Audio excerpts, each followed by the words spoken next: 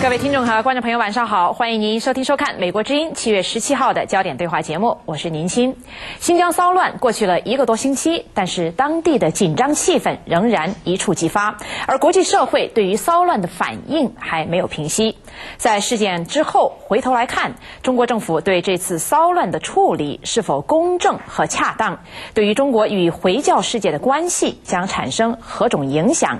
今天我们请到2位客人就此进行讨论，他们一位是美国智库威尔逊中心基辛格中心中美研究所副主任、前美国驻上海总领事史伯明先生 Mr. Douglas Spellman， 另一位是马里兰大学美华中心主任戴博先生，他曾经在美国驻北京大使馆负责中美文化的交流。好，这个是Robert Daly，Mr. Robert Daly， 欢迎2位来参加今天的焦点对话节目。谢谢。好，我们从这个事件，中国政府对这个事件的处理的一些细节来看一下。那么，请你们2位评论几个方面。第一，就是说，我们知道在7月5号的暴乱之后呢，当时中国政府很快发布这个死亡人数，就是150多人。那么，但是他没有说明这个死亡人数的这个民族是汉族还是维族，然后呢也没有说致死的原因。那么你们2位对这个做法有何评论？首先，我觉得我们都应该承认，我们是对这个事件缺乏了解和信息。到现在为止，我觉得所有的中国人也好，美国人也好，很多这些情况、这些细节，我们不完全清楚啊，所以我们讨论它、分析它，我们都是有所保留啊。这个情况会继续发展下去啊。就是那个时候，他们就是说有多少死亡者，好像现在是192个吧？现在192。对。他们没有马上做出这个民族的这些分析啊。我看是能够了解的，因为那个时候如果他们从头开始强调这方面，他们就是怕那个火上加油似的，就是会起那个恶化的作用。同样的看法，我觉得是这个样子，尤其是对汉族的，因为大部分后来才知道，大部分可能是汉族的。对，假如他们宣布大部分是汉族，一定会惹这个汉族的这个报复。对，那么后来有一些报复啊，可是我觉得可能会更强烈。还有一个做法，中国政府就是说呢，在这个事件发生以后，很快就为这个事件定性。那么就说呢，这是一起由境外势力操纵的一个事件。那么，史伯明先生，您怎么看？刚才 Robert 讲的，我们也不很清楚这个是不是真相啊？我自己的想法是，主要的原因不是室外势力。境外势力，因为主要的原因呢是那边已经有一些种族这个对立的情绪嘛。那么，韶关这个事件发生，消息传到乌鲁木齐啊，大家就很紧张，更紧张就爆发了。所以我觉得这个境外势力，影响不大。所以您认为中国政府从一开始就宣称这是一个境外势力操纵的事件，您认为这不是一个恰当的做法？对，我觉得这个后果会怎么样，我也不很清楚。我觉得汉族听到是外来的这个势力，他可能会更这个火了。所以在这方面来看呢，我觉得没有注意事啊，我觉得啊。就是到现在为止，那个中国当局还没有拿出任何我们可信的一些证据，证明是热比亚或者某一个人是从国外有意的惹事儿。当然，我们不能排除这个可能性，就是事情发生以前是有某一些人给别的人打电话，这个总是可能的，这个也是正常的。可是这个也并不证明是有什么外来的恐怖主义组织啊，或者那些伊斯兰教的那个激进分子等等。而且我们来分析这个事情是怎么爆发的，我们根本不需要外来的实力。对，国内的那些说种族冲突也好，说那个殖民方面的一些力量，说维吾尔族、汉族就是历来的那个不清楚的政治关系，再加上这几年来那个生气勃勃的那个经济发展，还有一些经济利益冲突，在那个新疆维吾尔族自治区里头，维吾尔族变为少数人种，而且他们的平均收入好像现在是低于汉族的，所以这些有经济、有历史、有民族这些方面的压力，有没有那个国外来的我也不知道。可是我们不需要不需要，关系不需要，对，不需要这些。要解释这个事情，不需要这个。还有一个问题就是说，也是中国政府，我们知道在去年西藏的314骚乱的时候，那么中国政府是非常的对于媒体的控制非常的严厉，那么境外的记者是不允许进入西藏进行采访。那今年中国政府采取了一些不同的做法，你们两位的评价如何？施伯明先生，我觉得这个我也想了很久啊。我觉得主要的，因为他们星期5号是星期天了，是吧？那么第二天呢，他们就请他们进来，而且特别安排他们到医院去看看这个受伤的人呢，大部分是汉族啊。对，我觉得他们目的是说，因为外面的人呢，一看到这个问题啊，一看到这个事情，以为可能是中国政府做的。对。可是，假如他们看到大部分是汉人受伤啊，觉得啊，这可能是维族的这个事情，所以可以避免谴责中国政府是这个。所以您觉得中国政府这次做的是比较明智？对，我觉得这个是不错的，比较明智，是往前走一步。可是这一步还是有一点笨手笨脚的一个步子呢，因为没有50%的言论自由。你给予50%，这些记者就是因为他们还没有另外的一个50%，而不会听你的宣传，也不一定会信你的那个新闻那个发言人的一些话。如果你要这样做的话，那最好是给予比较绝对或者甚至越少越好的一些言论自由，要不然的话可能会起那个相反的作用。所以在这些方面我觉得是有所进展，可是还是有点着于这方面的公共关系。但实质上我们知道，就是虽然他让这个记者进去哈，一个是说他记者的组团是由政府组团的，还有一个受到外界关注的就是说中国第一时间就切断了手机和网络通讯，新疆地区乌鲁木齐地区的，对，所以这个对外界来说还是一种很严厉的这个新闻控制和言论信息控制，比较严厉，是的。所以这个很困，因为这一方面让这个外面的这个记者进来，可是这个本地用的这个手机什么切断了。可是事情刚发生的时候，中国当局也不清楚，他们就是不要这个事情就是扩大，是的，所以他们就是要限制所有的这些信息来往。我看是可以了解，我不是说这个做法可以理解，对，可以理解的。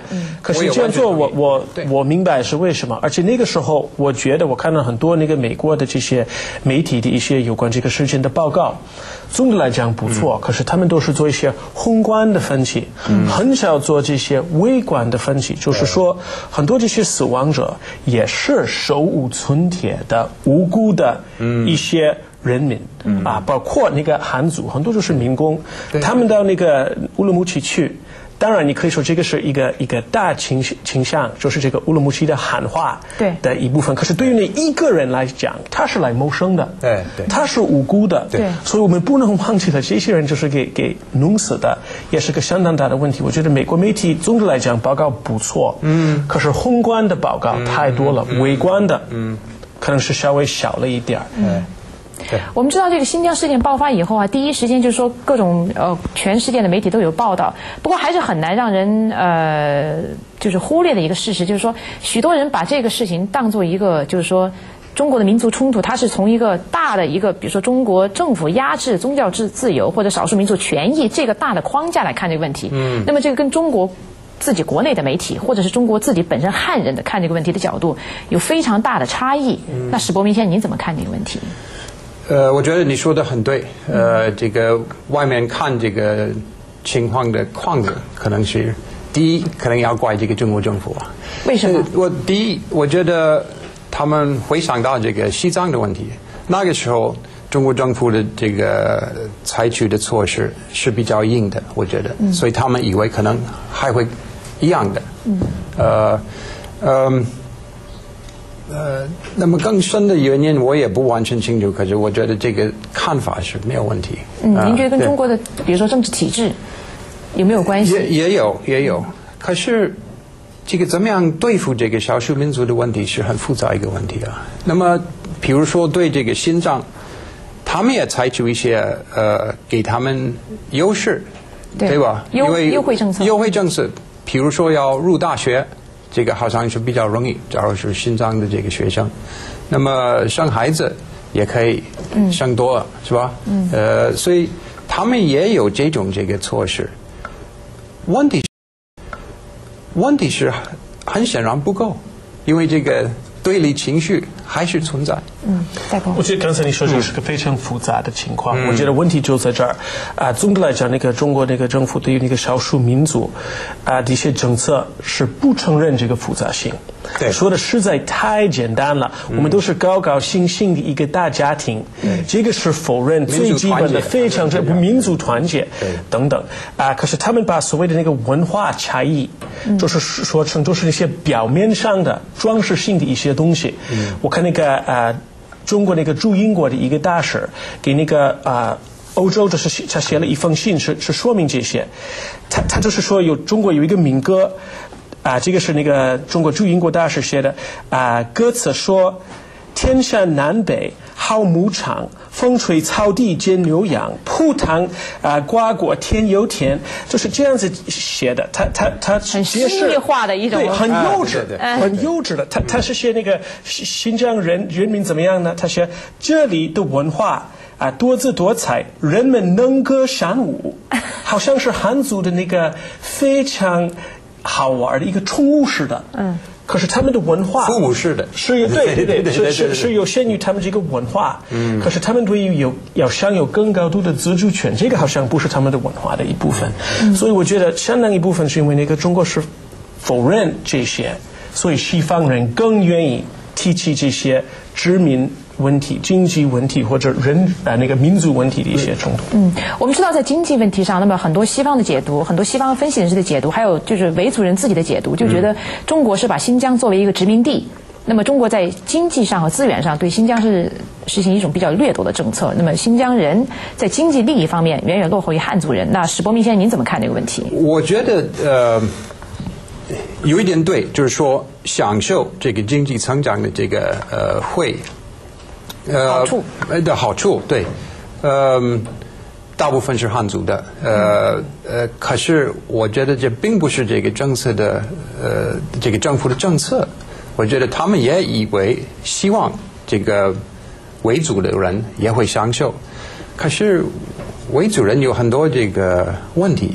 语言问题，比如说，不讲普通话，或者普通话没有汉人这个那么好。那么教育方面，可能这个教育水准没有那么高，所以有这么一个差异发生，这是不是这个政府的政策？我就不敢这么说。可是怎么样避免这种发展？很困难。您觉得就是说维族人，比如说经济利益低于汉人，或者是他们的就是处于劣势哈？您认为不是政府的？您认为跟政府的政策没有太大关系？我觉得，假如说这个维族可以同样的享受这个经济成长的好处我觉得政府也不会反对。那你怎么看戴博？我觉得中国政府这个发展的政策的目标，并不是让维吾尔族的经济收入低于汉族的。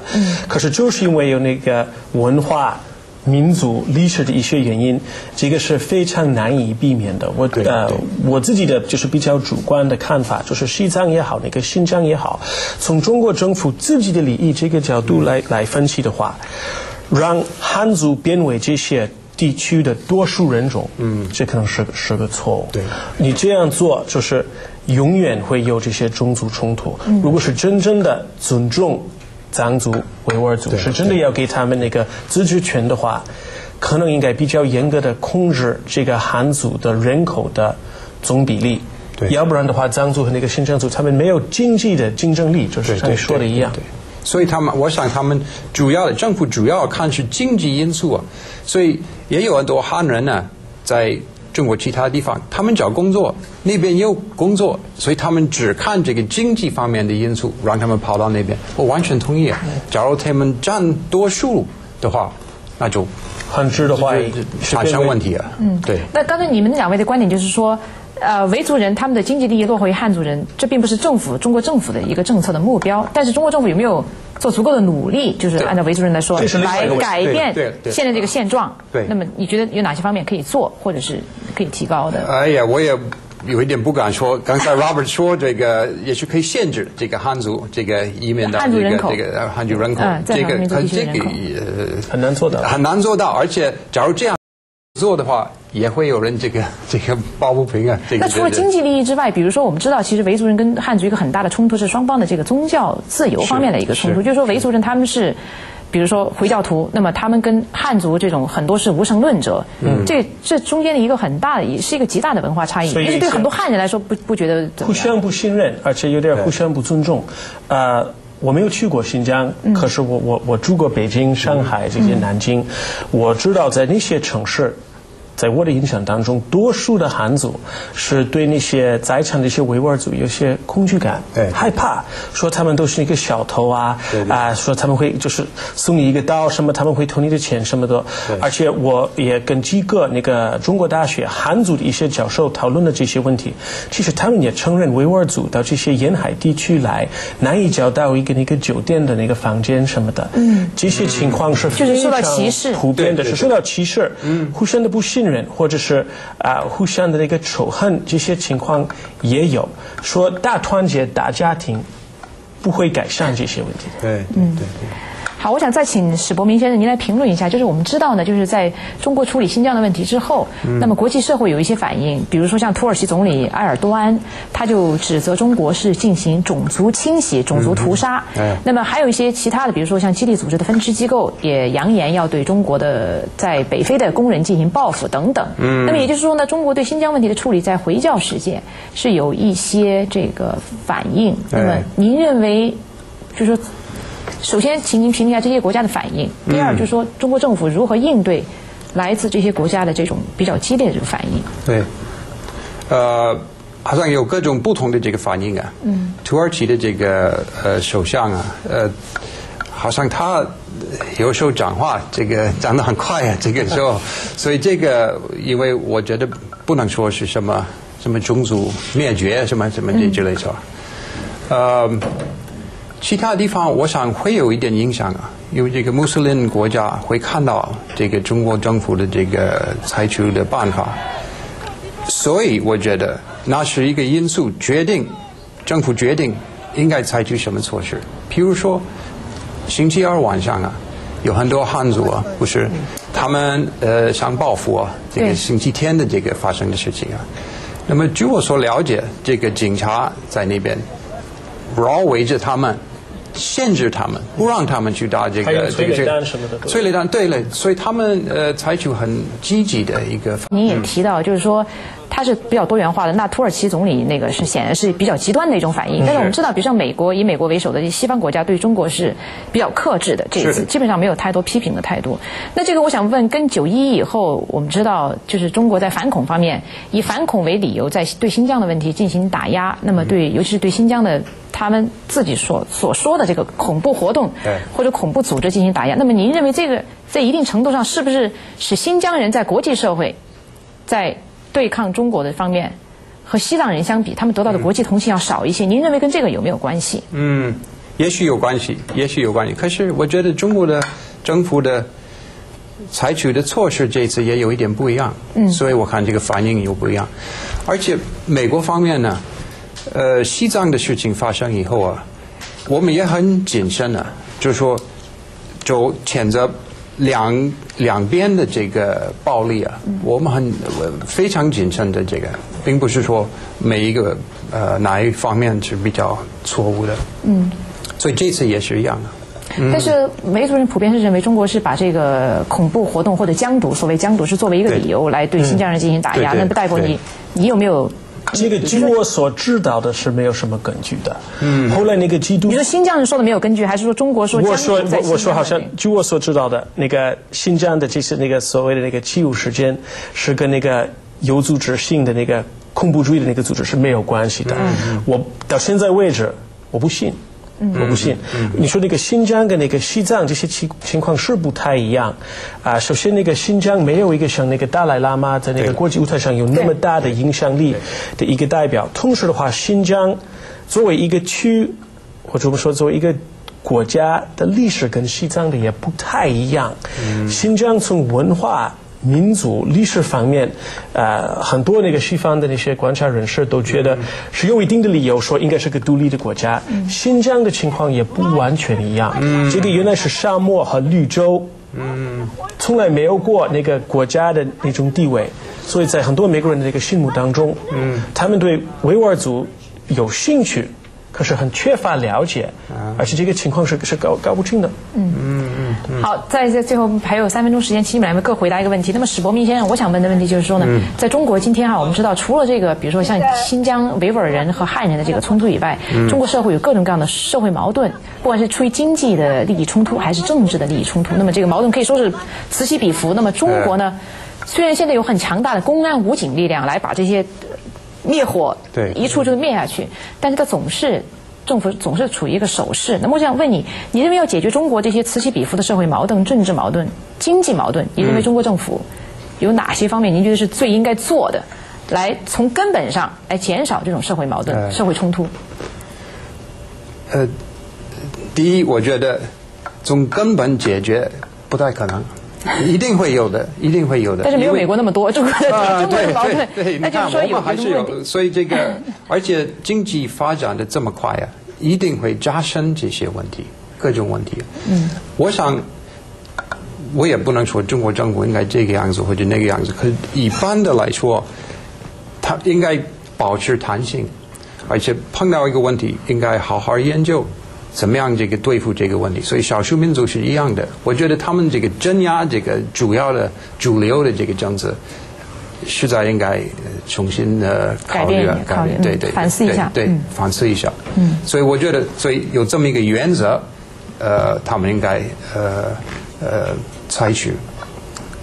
具体说应该怎么样，这很困难。好，戴博，最后一个问题问你，就是说，我们知道中国在处理不管是西藏骚乱还是新疆骚乱的时候，一般在对付外界批评的时候，都会说不要干涉中国的内政这个话哈。那我想问一下，在全球化和这个新兴媒体兴起的今天，还仅仅说不要干涉中国内政，你觉得这种话是不是显得过时了？中国面临的那个难题跟美国面临的难题一样，作为一个大国。在那个经济媒体全球化当中，没有任何纯粹的内政，根本没有。你在国内做什么，都是跟你的国外的软实力或者公共关系有直接联系的。所以你不能进行那个自我封闭。现在没有纯粹的内政，不存在，没有这个事儿。那他是说你不要来批评我，你不要管我。那他说我从政策层面来说，你不要干涉。其实没有人管中国。我们都知道没有这个能力，可是批评他、观察他，要这样，我们肯定会这样做。对，好，各位听众和观众。